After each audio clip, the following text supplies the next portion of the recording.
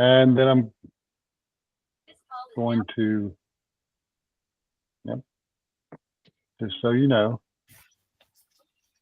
and I'm going to share my screen with you.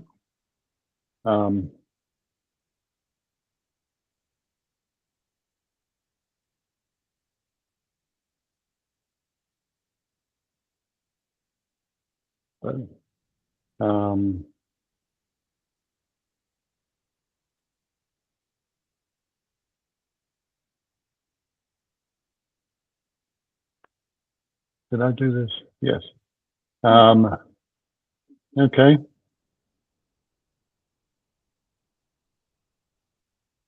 Let me try one just to make sure I don't. Yeah. Okay. I'm not sharing my entire screen. And there we are.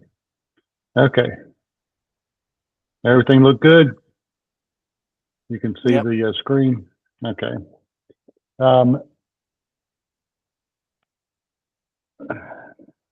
And I do this. Can you still see everything okay? Okay. Like I mentioned earlier, we're going to be talking tonight about the Theotokos and our veneration of the saints.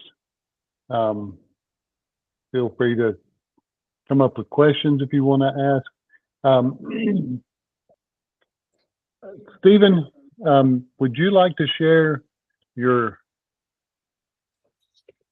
I guess, your idea, your vision, your perspective on the Virgin Mary from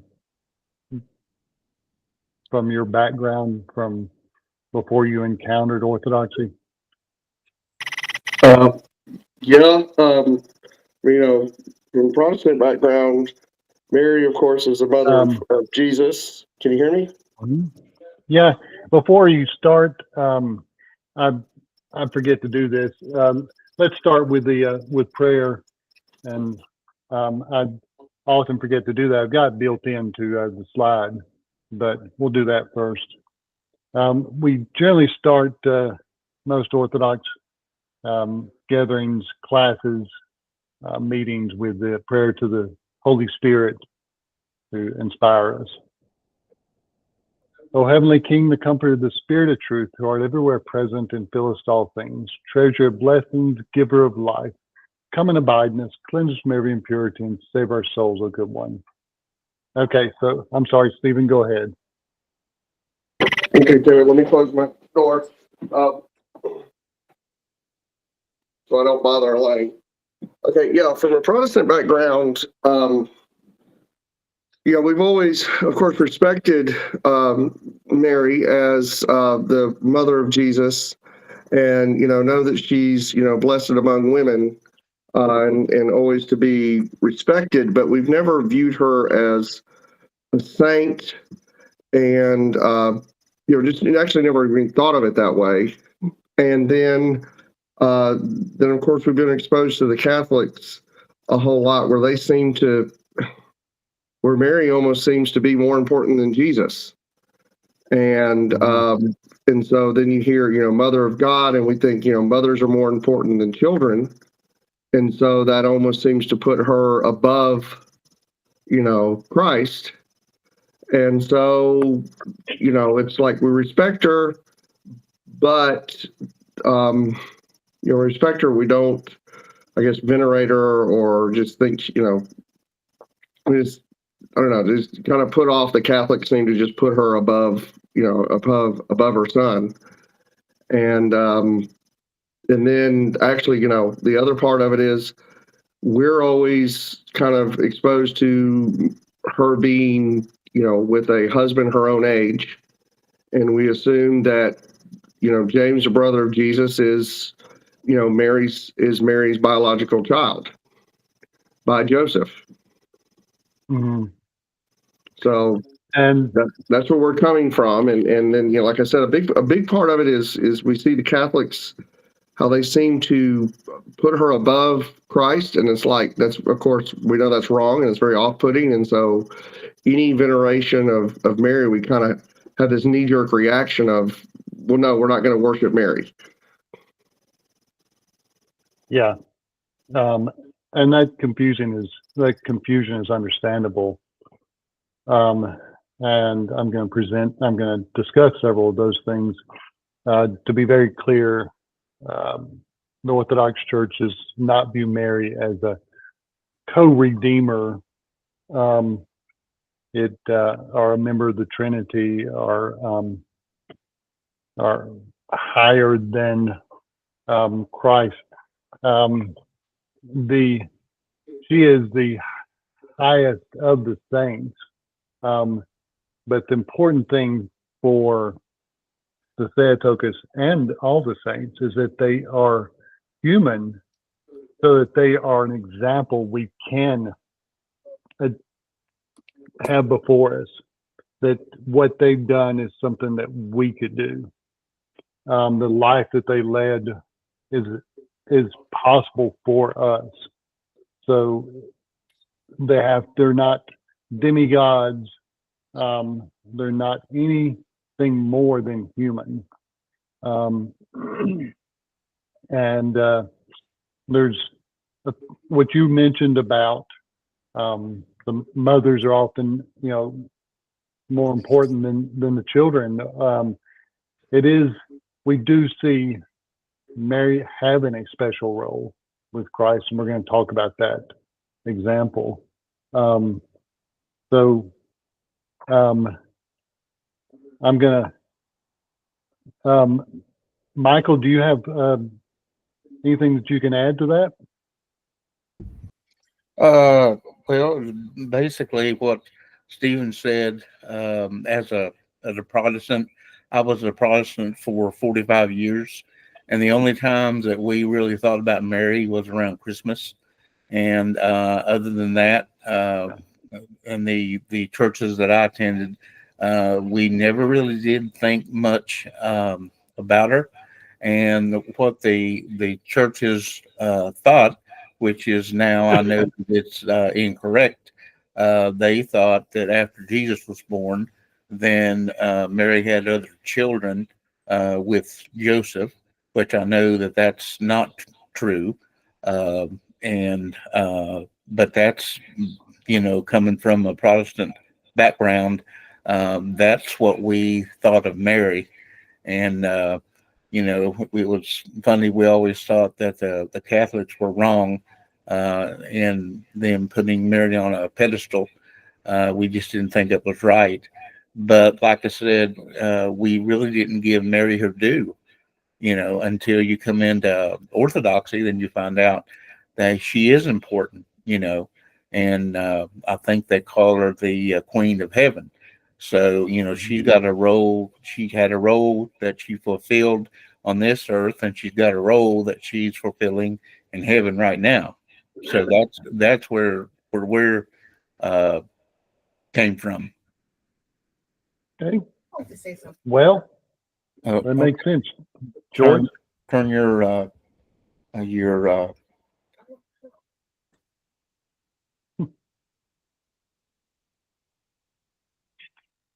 that in online meetings, that can be one of the challenges, not trying to start speaking before you've unmuted yourself, or forgetting to mute yourself. But I definitely bump into that all the time. So I'm going to address, I think, what the two of you have shared, and but I want to start out with just the idea first of the veneration of the saints, because that's, as I said, Mary is the foremost of the saints, and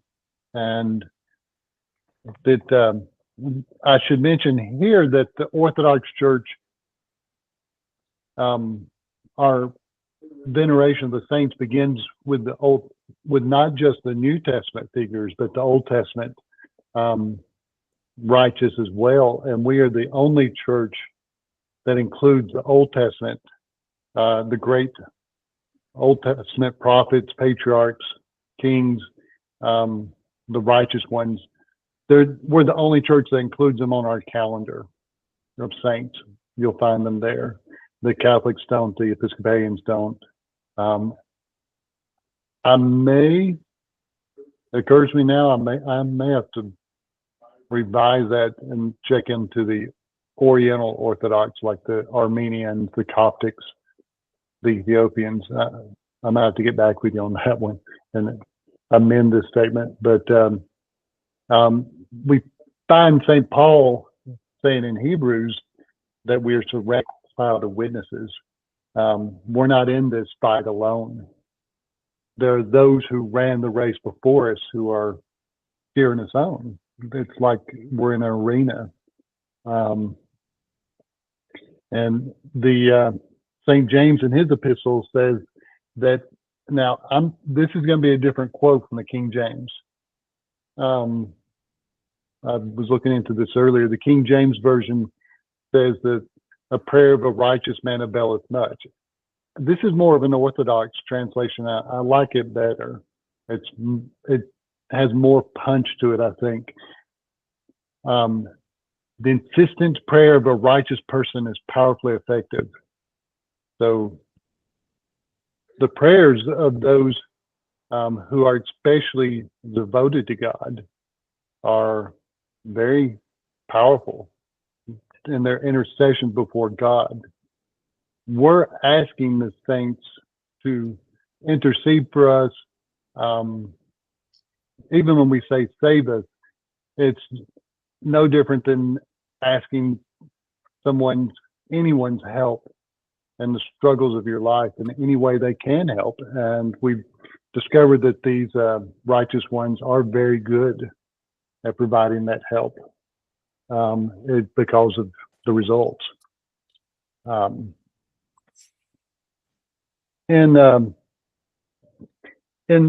the book that we call the Apocalypse, and in the West it's called Revelations, St. John the Theologian has this to say about the prayers. Joyce, could you read that quote if you're available? If your microphone is there, I can't see. If she's not able, Michael, could you read it?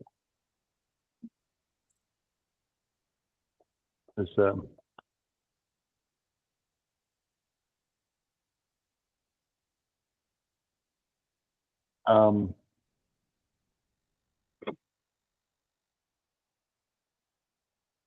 okay. Stephen, could you read that quote? Yeah. It says, golden bowls of incense, which are the prayers of the saints. Mm-hmm.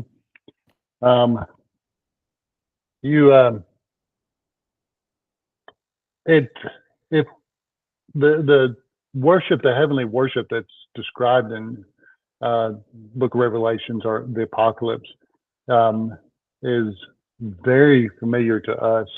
If a Protestant ever asks you, say, where our worship is found in the Bible, you can easily point them to the Book of Revelations. So these are good scriptural basis for asking the intercessions of the saints. I may go into overall honor of the saints later, but I want to turn now to focus. One other quote that I like very much. And this is in the book of Tobit, which is a great book. It's what some people call one of the deuterocanonical books, or the Apocrypha, the Old Testament Apocrypha. It's one of the Old Testament books that we include in in the Orthodox Bible. And I thought this was just very clearly stated. Rachel, would you read this quote? Sure. I am Raphael, one of the 7 holy angels who present the prayers of the saints and enter into the presence of the glory of the Holy One. So there you are. There's also some good quotes I just recalled from I think it's the 3rd book of Maccabees, which is also one of the extra books that is very clearly shows the saints praying for us, and I need to add that in future versions of this class. But the prayers are being offered to God on our behalf, and why would you want? I mean, it's not necessary for us. Christ alone saves us, but I'm going to look for all the help I can get. But we're going to start out with. I got a question on that other slide, if you don't mind. Do you think that the mention of the saints is any part of the reason why those books are considered extra books or apocryphal by some churches that don't like to talk about the saints? That's a good question. I think that I wouldn't think so. The Protestants tend to they're looking for the Hebrew translation. They feel that they believe that the Hebrew Old Testament was older, and they were basing it on translation, a Hebrew translation that actually came later, like the 2nd or 3rd century, to refute Christian claims. I think that they would look askant at these additions that we have in the Old Testament, and they would have a difficulty with that. But that's a good question that I'm going to look into and get an answer to. Protestants and the Apocrypha. The Apocrypha. That's confusing to get Apocalypse and Apocrypha. Sometimes there are apocalyptic apocryphal books. So now we're going to move on to the Theotokos herself. She's one of the most revered figures in the Orthodox Church, and we call her the Theotokos. We have a deep and rich tradition regarding the Mother of God, not just as the mother of Jesus, but as a central figure in the salvation narrative in the life of the church. And the term Theotokos is, of course, means God bearer, the Mother of God. It sounds deifying to her, but the term is speaking about Christ. He gave birth to God. Christ was fully God and fully human at conception. This wasn't a man that God entered into. This wasn't a man that God raised to he didn't divinize him. She contained, as some of our hymns say, she contained within her womb he who holds the universe. So she did fully give birth to God. There was a big debate about the term Theotokos. It was the Council of Ephesus, one of the 3rd ecumenical councils, was called because there was a preacher, Nestorius, who was saying that she gave birth to Jesus, but not to Christ, but not to God, and he wanted to call her Christotokos. And the council did affirm that Christ was fully divine and fully human, and she gave birth to God incarnate.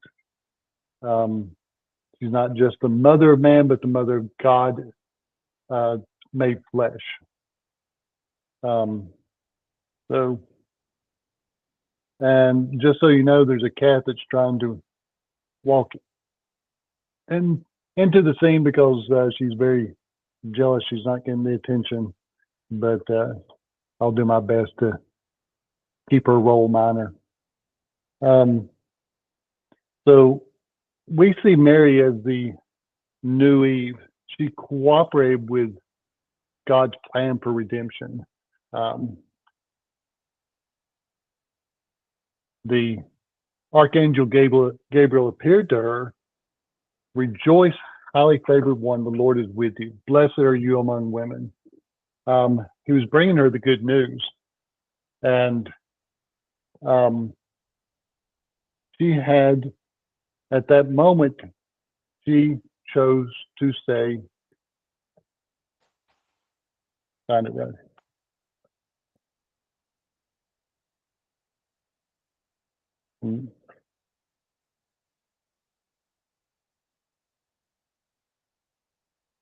At this very frightening prospect that he offered to her,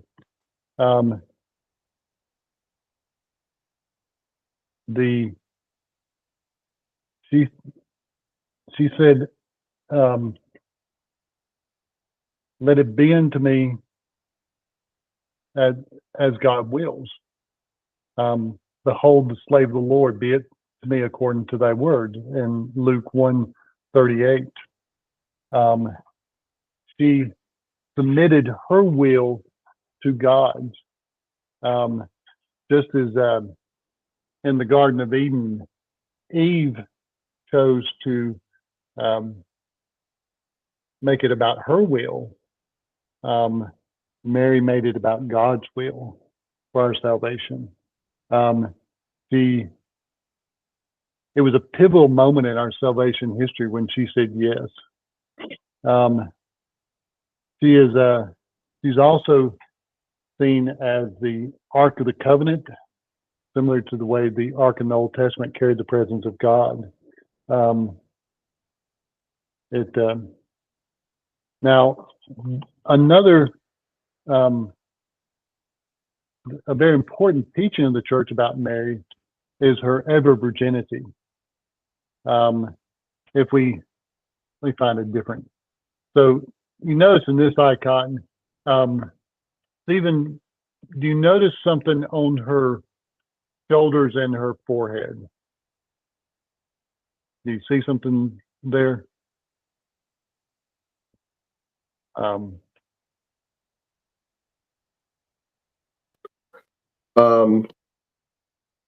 Really hard to see, but all I see looks like a cross.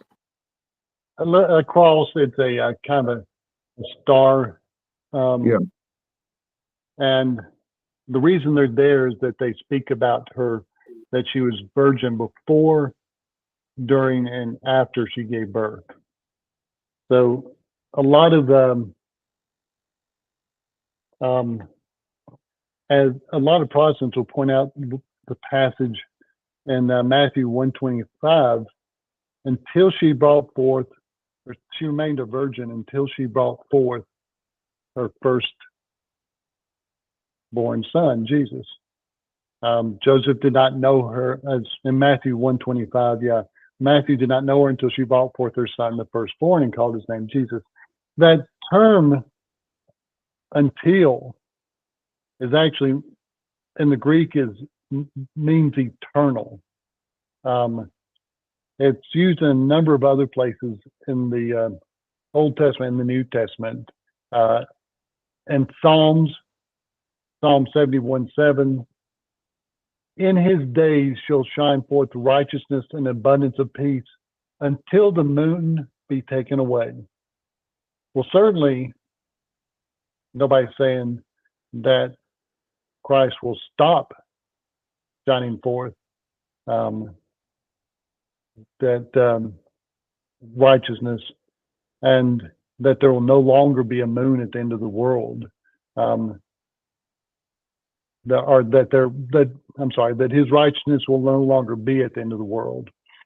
that it means unto the end of the world, and it's a more continuous meaning. And 1 Corinthians 15:25, Paul says, "For he must reign until he put all his enemies under his feet." He's not going to sing once his enemies are under his feet. And then one other verse from the Psalms: "As the eyes of the handmaid look into the hands of her mistress, so do our eyes look into the Lord our God until he take pity unto us." We're going to keep looking unto the Lord even once he takes pity on us. It doesn't stop. This is she is the vessel of the Lord and consecrated unto him, and so the idea that she would cease to be her virginity was just that it ended afterwards, and she gave birth to other children. And of course, people point to the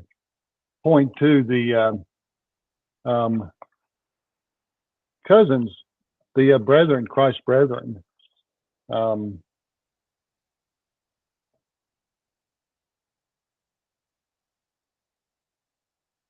The brother James, who traveled with them to Egypt. The Bible mentions her sisters, her other brothers, Christ's other brothers and sisters. The Orthodox teaching is that that these siblings were children of Joseph's, that when he was betrothed to Mary and took her into his protection, he was a widower of some age and had children from a first marriage. The Greek word could also mean cousins. The important thing to remember here is that when Christ was crucified on the cross, and he turned to John, the Apostle John, and said, "Behold your mother," and told the Theotokos, "Behold your son." If he was putting Mary, he was entrusting Mary into her care, into John's care, and he did take her into his care for as long as she lived. We know where the house is in Ephesus where they lived.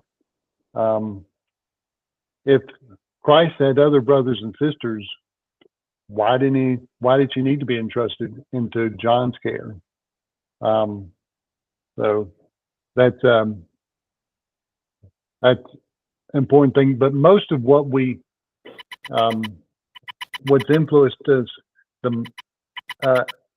on our teaching of the Theotokos, we're influenced a lot by a book called the Proto-Gospel of James. It's not viewed as scripture, but it is viewed as it does influence us heavily. I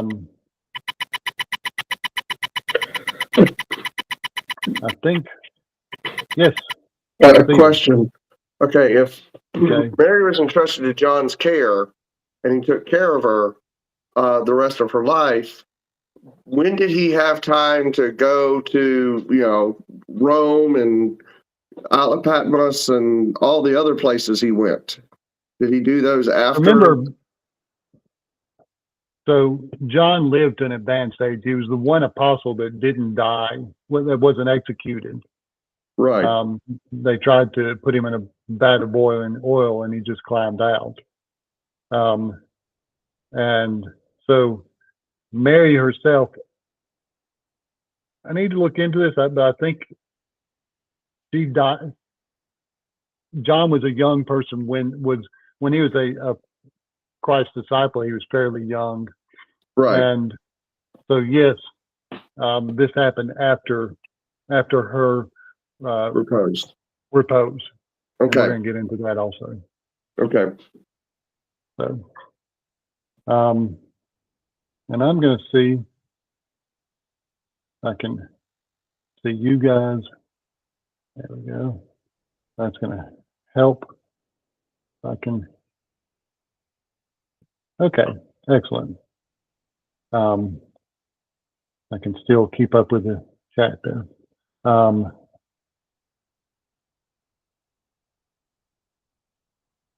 Orthodoxy, Mary is honored by us in many, many ways.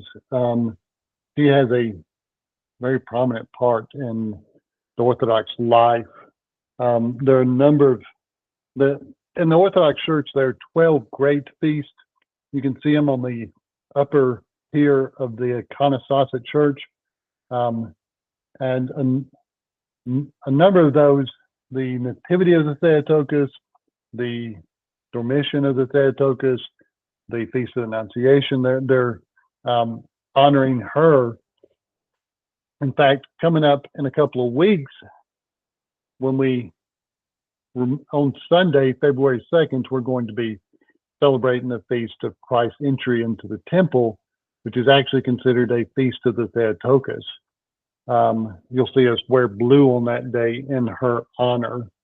So there are also other lesser feasts throughout the year, days that are dedicated to special icons of her. So she is in our worship very prominently. There are many, you're going to hear this term akathist.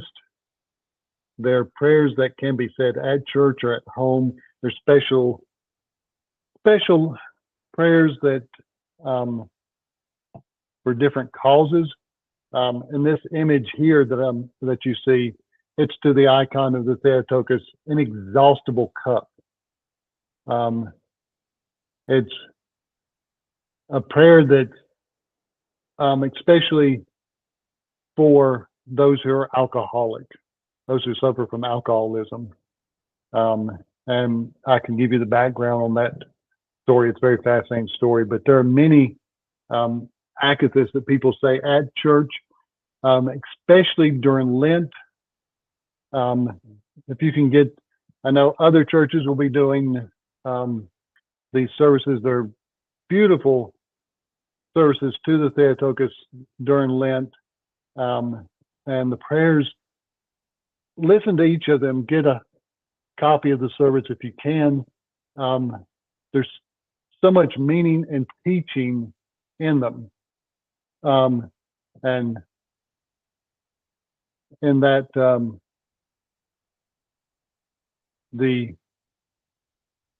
in the church itself, you often see a prominent place there at the back of the altar for what's called the platera, or the interceding Theotokos, praying for us. So don't be alarmed if you ever hear the term Mother of God, pray for us, save us. That's the term I'm looking for. Mother of God, save us. It's just like, I think Father's used this example before. If you're drowning, somebody throwing you a life preserver or putting a rope out to help pull you in. It's getting their help in the way that they can before we drown.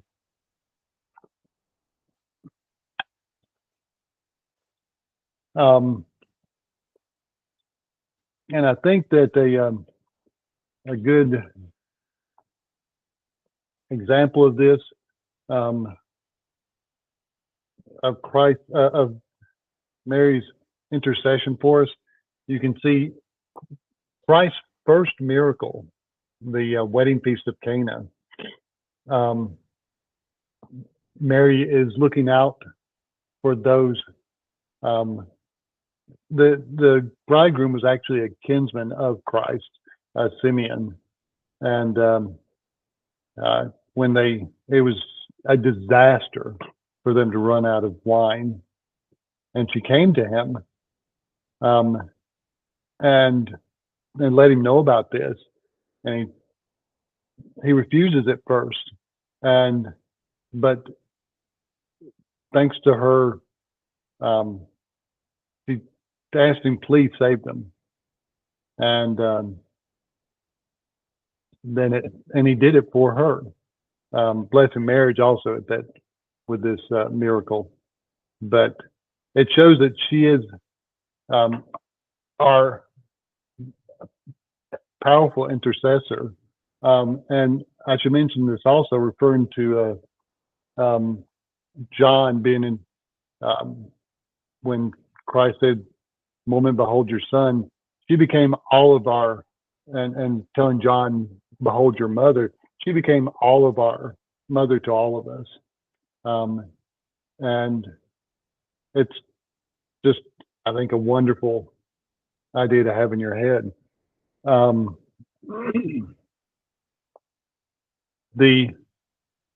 want to mention here that that we do not believe in the Immaculate Conception that the Catholic Church teaches. It is very important. We do teach that Mary was born fully human. That's very important. Of course, it's said that when the Catholic Church came out with this teaching, the idea of the Immaculate Conception in the 19th century, the ecumenical patriarch said that it was superfluous. We don't teach ancestral sin. We teach an inclination, that we've inherited an inclination to sin, but we're not born bearing the sin of Adam.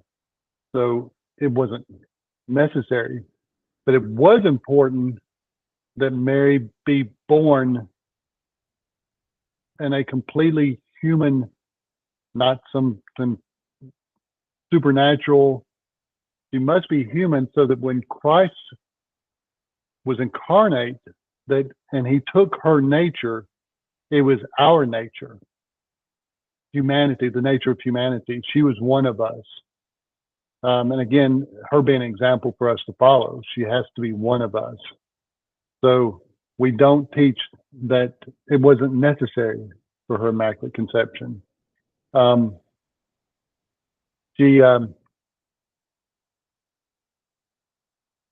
We do celebrate with the Catholics August 15th. We call it her Dormition, not her Assumption. But we teach that she did actually die again, just like all of humanity. The Catholic Church will teach that she was assumed before she could die. We teach that she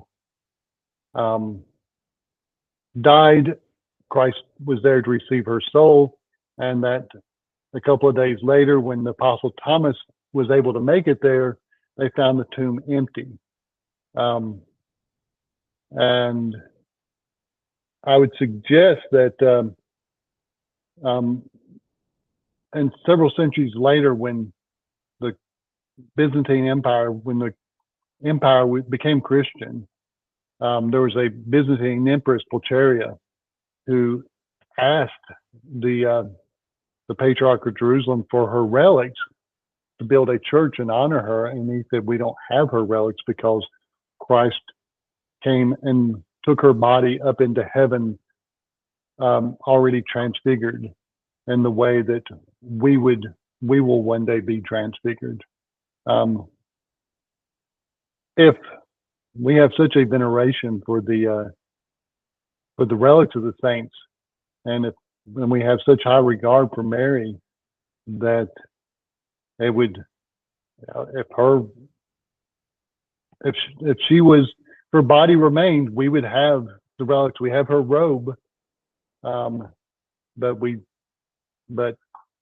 her body is not there, just like Christ's body is not there. We would certainly, if Christ was actually buried, we'd certainly have his note, be able to point to his remains.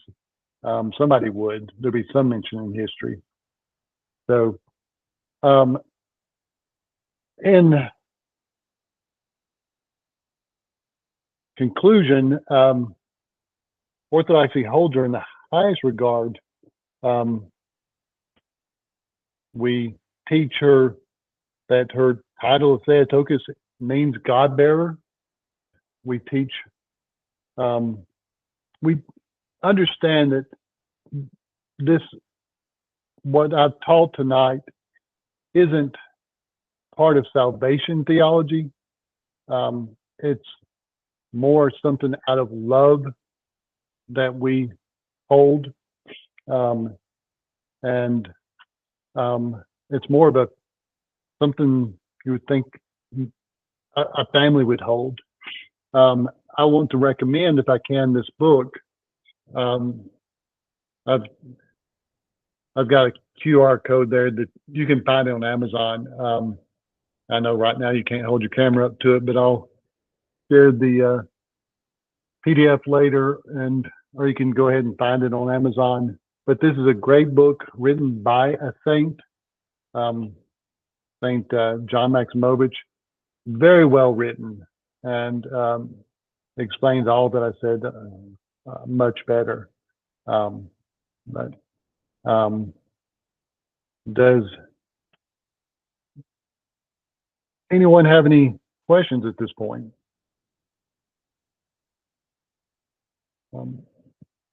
I think I think we have a good balance between Protestants and Catholics in our honor of Mary. I'm going to conclude by, and I'll bring this up again. Again, we finish all of our prayers, all of our meetings, all of our classes with the prayers to the prayer to the Theotokos, and I'm going to put it on the screen before we stop.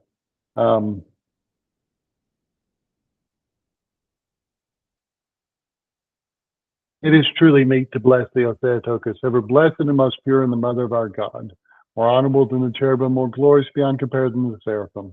Without defilement, you gave birth to God the Word. True Theotokos, we magnify you.